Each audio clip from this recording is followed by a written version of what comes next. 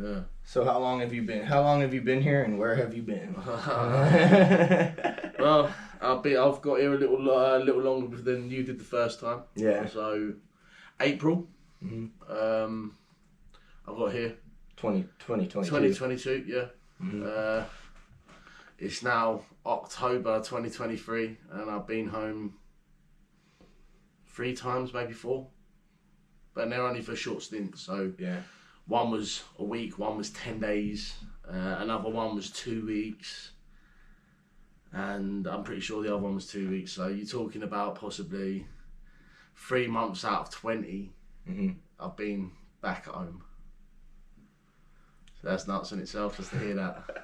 What made you? What was the moment when you were in Britain and before April? What was the moment that you decided to come to Ukraine?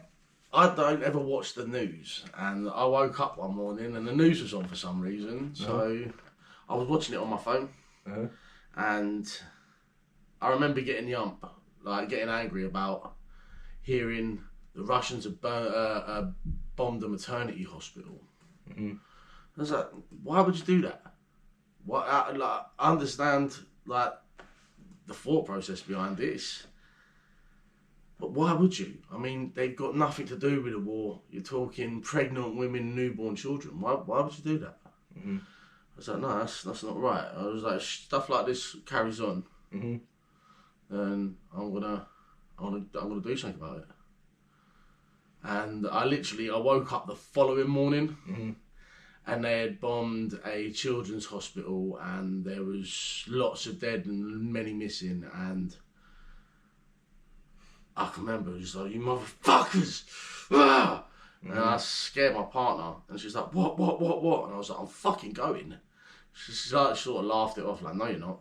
And then I gave her a look, and I just looked at her for, it must have been about maybe 5 to 10 seconds, and she looked at me, you know, her face dropped, she's like, you are going, ain't you? And I was like, yeah, I am. Mm-hmm. So I got the equipment together, which took about 8 days, and 10 days from there I was here. Mm-hmm. Where'd you cross? I normally crossed in Uzhgorod. That's like the Slovakian border. Mm-hmm. I worked with an NGO who had friends down there, so it was very easy to do so, even without a visa. Mm-hmm. So that's where I made my crossings for a good few months. Yeah. Yeah, man. Where places I've been. Right.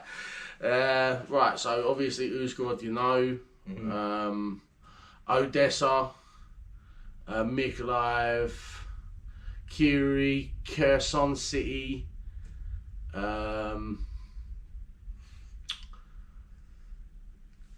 Lviv, Starichi,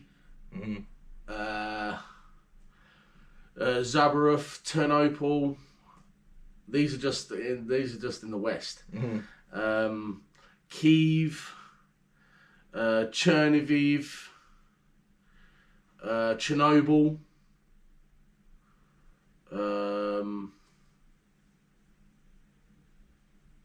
Let's talk about Mariupol. Mariupol, yeah, the outskirts of Mariupol. Yeah, it was rough down there. When I got down there, it wasn't fighting in the city. It was on the outskirts because Mariupol had already been taken.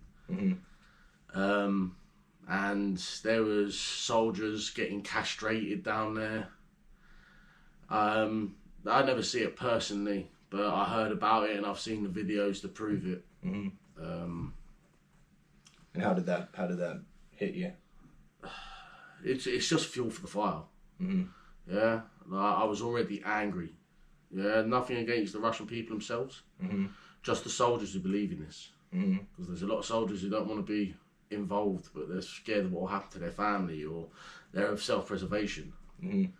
Yeah, there's a lot of soldiers here that fully believe 100% that what they're doing is 100% correct, and my brain can't fathom it, and it pisses me off. So, yeah, like, why they would do it? Why would they come here? Like, that's the thing that's always got me. Is they've come here to try and take back what I believe was what they think they own because of the USSR. When Ukraine broke off, they never wanted that. Then the Russians never wanted that to happen. It was just on the map. It was a bigger landmass. It was you're bigger, you're better. That's what I believe.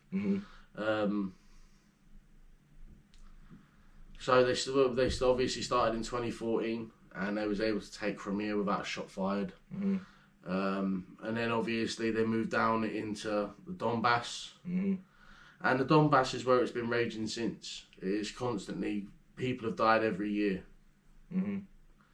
Like every year there's a memorial up near Victory Square in Kyiv. And it's a long walk. Me and you have walked it a couple of times. Yeah, totally. Yeah, like it's like literally 2 minutes away from where all the tanks and that are blown up. Yeah.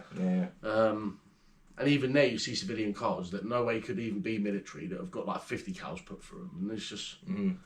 But yeah, along that wall, it spreads right away from the end of 2013, right up to the present day. But the present day bit's blank because it's like they're building more walls. So. And then, how did your time in Mariupol end? I got shot in the head. I got shot in the helmet. We bounded away, and yeah, I got shot as I was on a down step. I got shot in the helmet, and it was a 7.62mm round, so it literally got me there. But where I was, it sort of bounced back out, so the Kevlar done its job. But it knocked me out. I was knocked out for like 4 days maybe. I had a severe concussion. Where'd you wake up? I woke up in a hospital. Wow, yeah, I woke up in a hospital. I won't give the name of that hospital because the hospital workers do what they do over here. They do what they can with the best that they can. But it's not a great experience. Shit. Very basic, bare bones minimum.